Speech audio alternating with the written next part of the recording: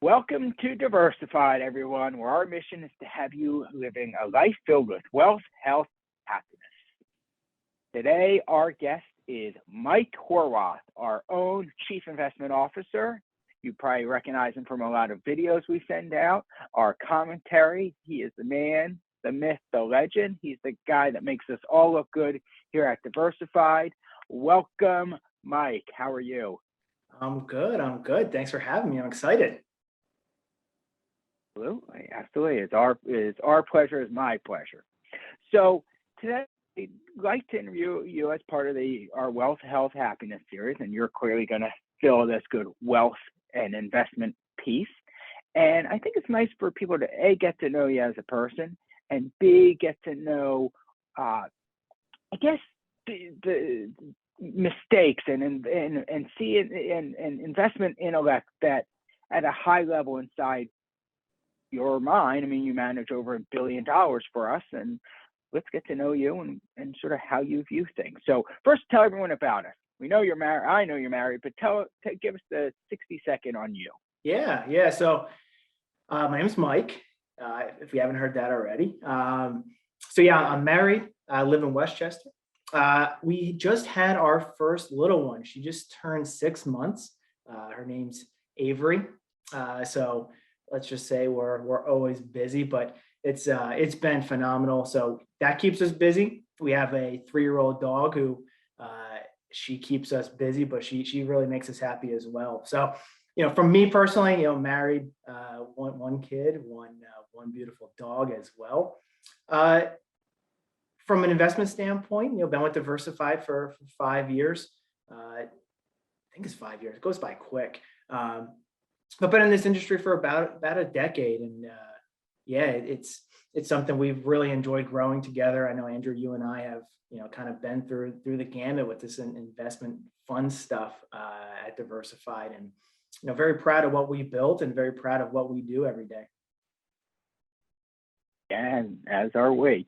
So let's talk about your journey here. So we were lucky enough to snatch you from another company close to half a dozen years ago. And you start out as our investment specialist, went through this process of becoming a CFA, Chartered Financial Analyst, which, for those that don't know, that's your PhD in investment theory and management, essentially. And took you 3-4 years, whatever it was. It's a pretty serious exam. And now you run our company's entire investment process, you and your team of 3 others, I believe, and externally. Walk us through the enlightenment you've had over that time period as you've taken on and taken a major leadership role and investment role in our company. And in general, what's the biggest learned lesson over that time period? I mean, you're always working on your craft, but talk to us about that. I'm curious what you've distilled out of that process so far. It's been, it's only been 5 years, but it feels like it's been even actually really longer.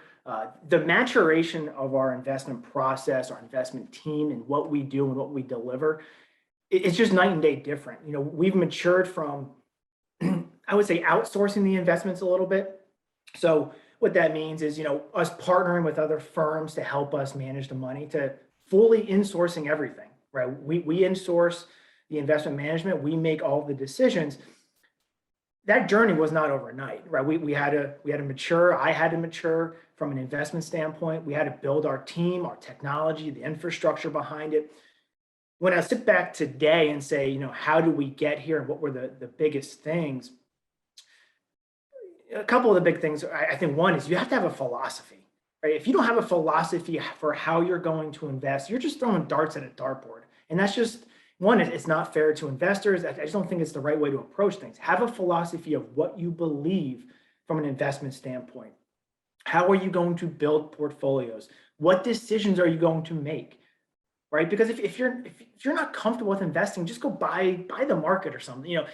If you're going to make decisions, you have to have a philosophy behind it. Why are you going to make those decisions? And then have a process that extends from that philosophy. How does it tie together? A process that's repeatable, it's scalable, so that every one of our clients benefits from it. And I look back today and I feel like we have a very concrete philosophy that it evolves over time, sure. We have a process that evolves and maybe gets more robust over time. But our philosophy and our process as the building blocks for what I do every day, what our investment committee does every day and every week, it was just a key maturation to being able to insource and manage everything internally and be able to do these videos that we do for our clients and educational weekly commentaries and changes to our portfolios, all of that communication, all of the changes, there's reasons and there's philosophy behind why we do that. Makes sense. So you said 2 or 3 times there, philosophy, process. What is it? Yeah. So first and foremost, we are diversified investors. We are also goals-based investors. So what does that mean? Is we are financial planning focused first and foremost. Your job as a financial planner is extremely vital because you have to know the clients. You have to know who they are, what they do, what their financial situation is, how they think about money. We talk about risk tolerance a lot, right? Their ability and their willingness to take risk. I think that's 2 important ways to think about risk tolerance. So philosophically, first and foremost, it starts with planning. Who are our clients and what matters most? From an investment standpoint, what we do is we build portfolios. We build a lot of models. The reason we do models based is because we want to make changes for our client portfolios in a very quick, efficient way. And we believe that client A and client B, their equity portfolios, their stock portfolios should be very, very similar, if not exactly the same. How much stocks and bonds they have is going to vary depending on the financial planning process. So philosophically, we're financial planning focused first and foremost. We build out diversified portfolios that are scalable, that can be easily changed as markets and our beliefs change. And we believe that we can make very tactful decisions. We believe that we can select very concentrated managers when we go active. We believe we can find very low cost passive investments. And we believe that we can adjust our asset allocation over time between geographies, between asset classes, in a way that can add value for our clients. So philosophically, when you take the step back, what we're going to be doing is we're going to be focused on financial planning first and foremost to understand risk tolerance. We're going to be diversified. We're going to build these portfolios that have an active theme to them with some passive components. We believe in both active and passive to kind of stay within, a really well-balanced, diversified portfolio. And ultimately, it's going to be designed to achieve that client's goals from the financial plan. Oh, it makes sense. And I like it.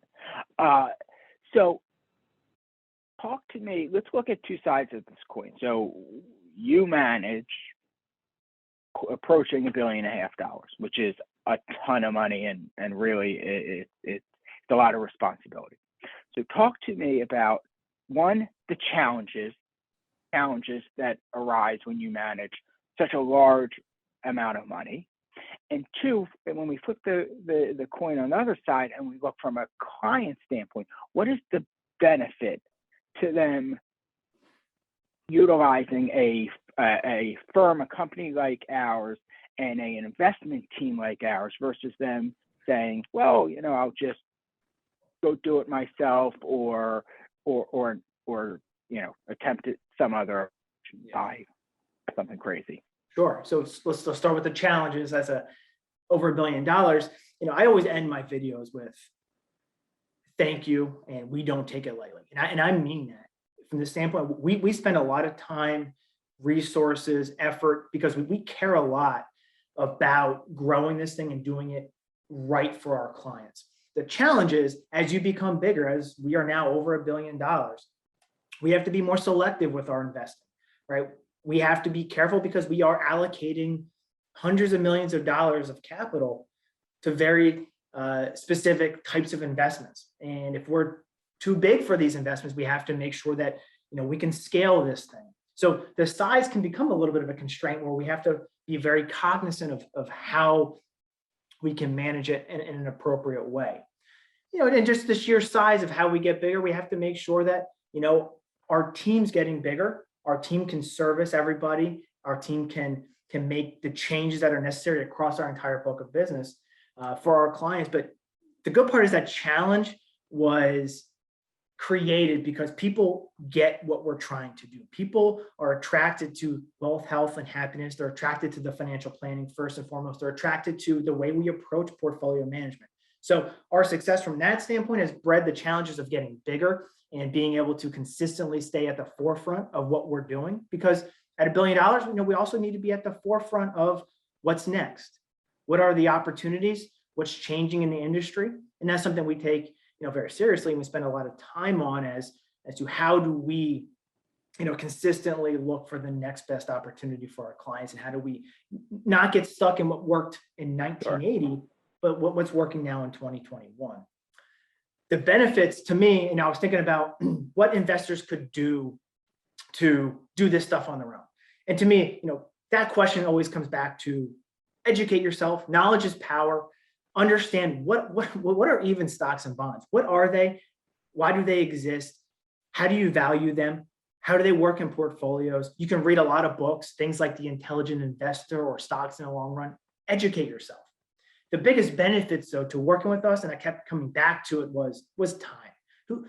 As an investor, as someone who's going to take your nest egg that you've built over your lifetime and going into retirement, you now need to translate that into a portfolio that aligns to your risk tolerance, that aligns with whatever you're trying to achieve. Now you're changing from accumulation to decumulation.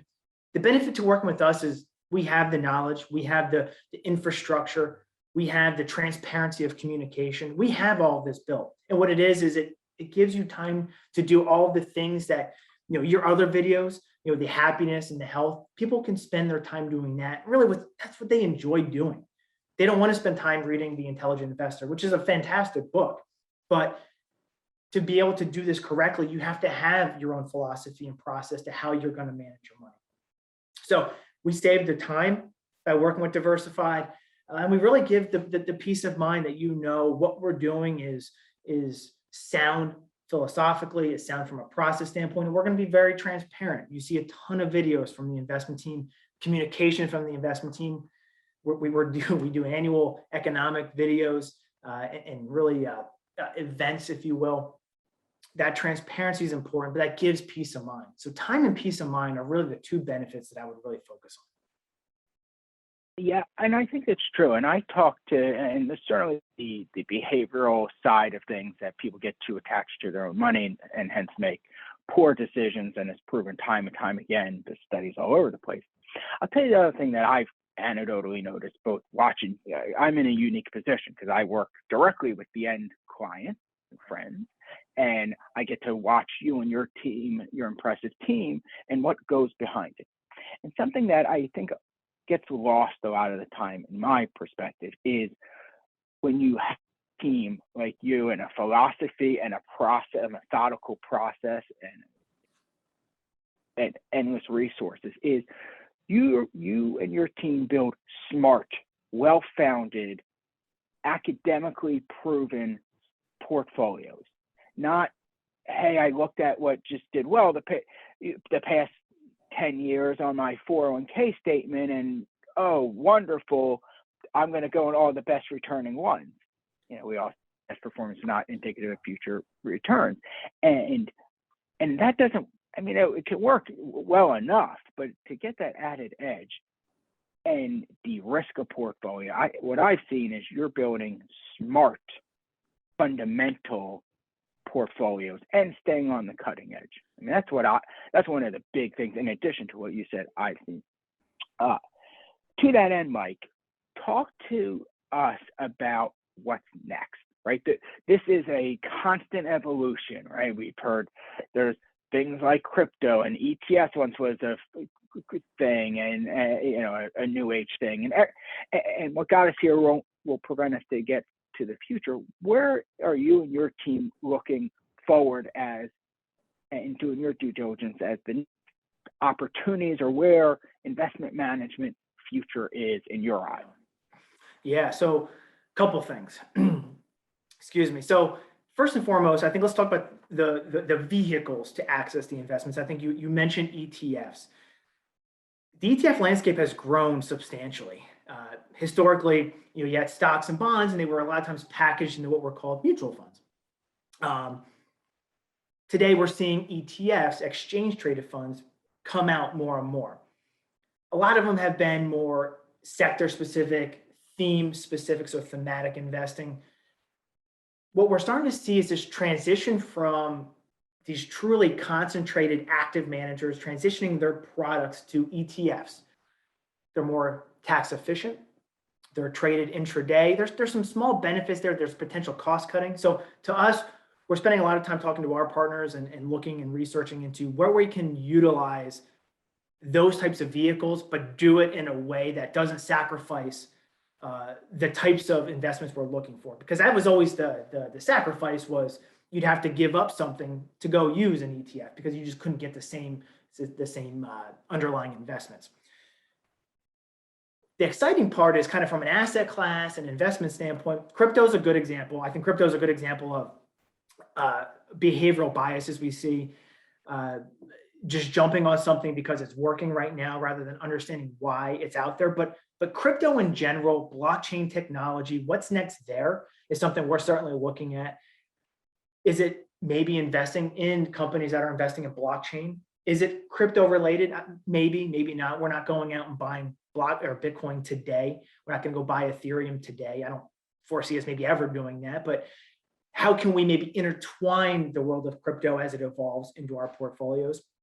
And I think another area that we're really looking at for our clients is private markets. I think investors historically look at things like private equity, private credit. So, non-public companies or venture capital, they're like these big institutional investors, right? These big institutions that can go and they can go spend $100 million and go buy some company that's, doing venture capital. A lot of these companies are the ones who are funding these startup crypto kind of companies, if you will. That world is starting to become more and more open to private investing, right? The non-institutional world. We see it as something that maybe we can invest in for our clients and do it in a scalable way and do it in a way that's liquid, because that's another part of it. It's got to be liquid for our clients in some capacity. So those types of things are important, but we see private equity, private credit, venture capital as something that could potentially kind of work its way into our portfolios and still be liquid, because we see opportunity as public markets. We've seen consecutive years of very, very strong performance. We look for where the opportunities are. Private markets could be an area. So that's something we're really excited about. It's not something we're diving into today, but we're spending a lot of time to understand what that could look like. That's cool. That's cool. And news to me. So talk to us about what are the most common investment mistakes you see people make.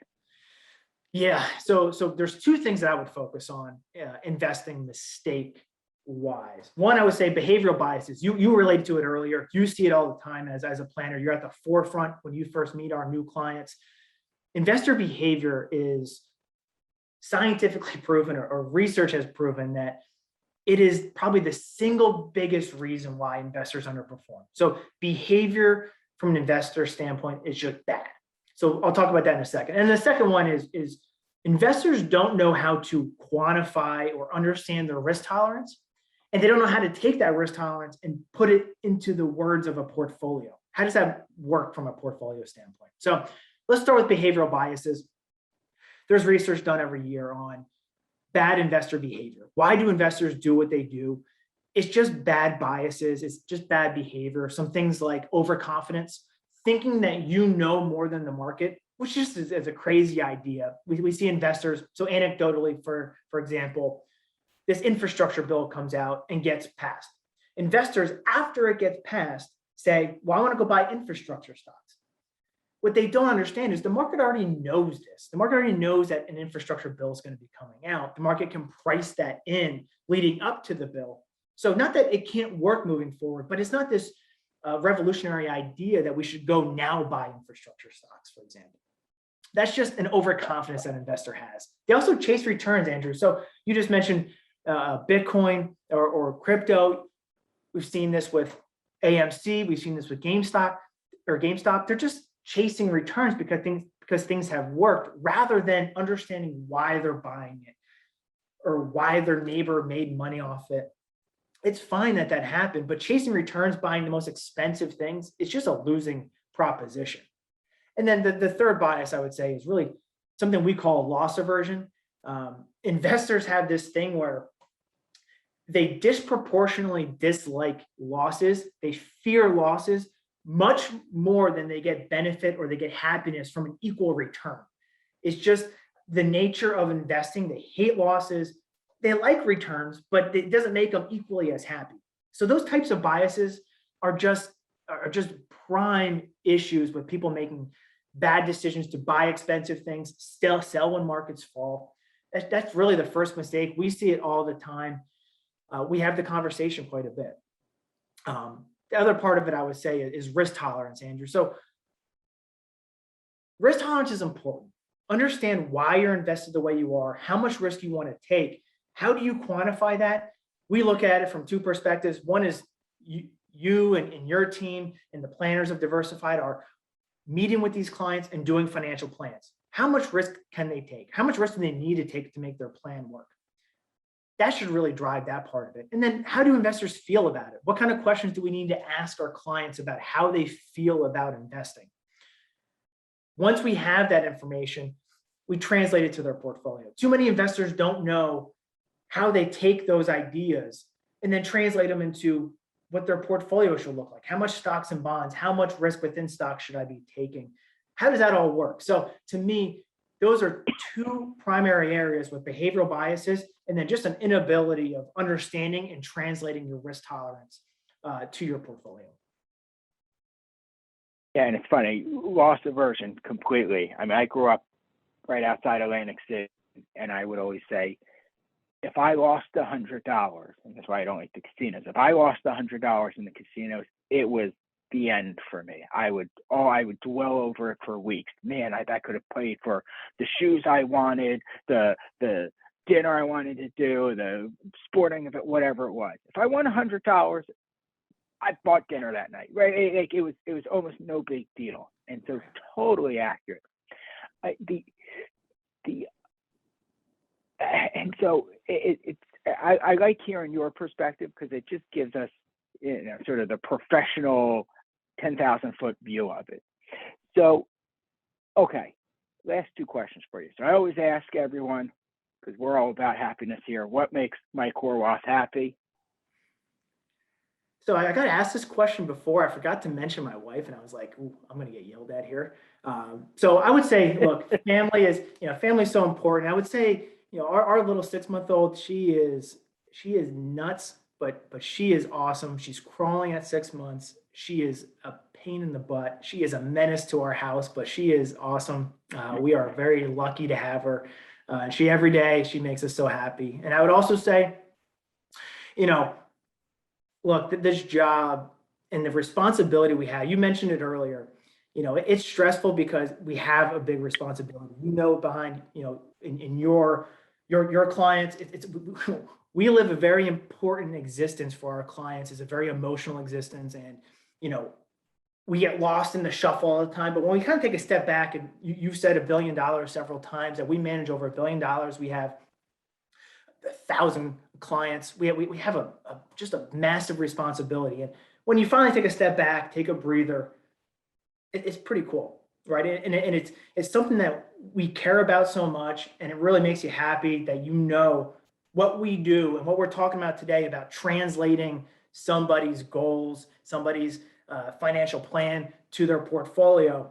It's so important. It's something that we find that people can't do themselves, and they don't do it well. And it's a cool thing. So I'd say, of course, family between, the little one and our dog, they make us extremely happy. And then also, our job's cool because, we get to really help people and we get kind of real-time feedback, because as people retire, that feeling of like, we don't have to wait 20 years to get that kind of feedback. We get some pretty cool feedback pretty quickly that it matters what we do.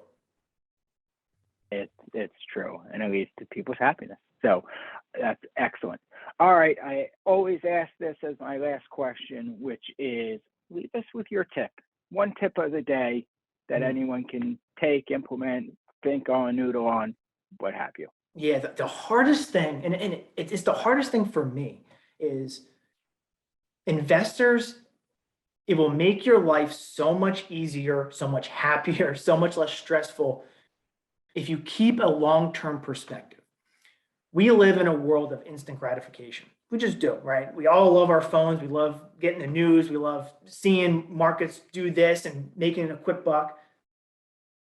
Investing is a long-term game. It just is. It works because we have time, and if you conceptually know what you're investing in and why it goes up over time, why it works over time. Keep a long-term perspective. Short-term perspectives lead to stress. It leads to unnecessary concerns. It leads to bad behavior. Quarter to quarter, let companies live quarter to quarter. Let their quarterly earnings, let them worry about that. You as an investor, you're investing in the long term. We're designing portfolios for the long term. We care about short term, sure. That's my job.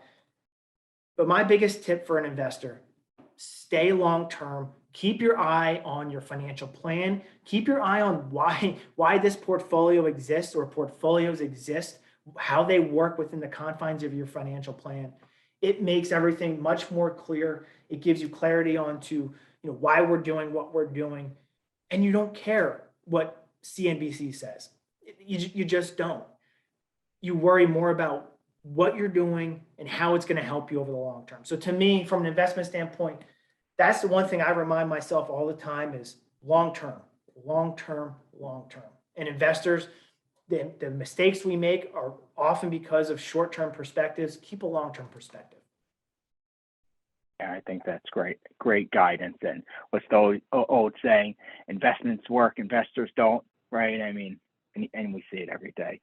So I want to take a minute to thank you, Mike, for all your hard work. I think it's great for you to share tidbits. We'll definitely do this again. I think it's great for our clients to see behind the curtain. We like to be transparent in everything we do. And this is a great opportunity for them to get to know you because we don't let you out much for a good reason. You have a major responsibility, you and your team. Shout out to your team, Irv, who is fantastic, James, who is brilliant, and of course, our CEO who's on your team, Mike. Awesome little team you guys have there, an external team as well that you rely on. And we appreciate it. And hopefully everyone watching and listening today can appreciate it. Certainly any questions, let us know. But I want to thank everyone. I want to thank you, Mike. I can assure everyone listening, he is modest, but generally the smartest person in a room. And it's not hard when I'm in a room, but we work and are surrounded by a lot of heavily intelligent people. And we're honored to have him part of our family. So thank you, Mike. Thank you, everyone. As always, I'm Andrew Rosen, President of Diversified. Stay wealthy, stay healthy, and stay happy. Take care.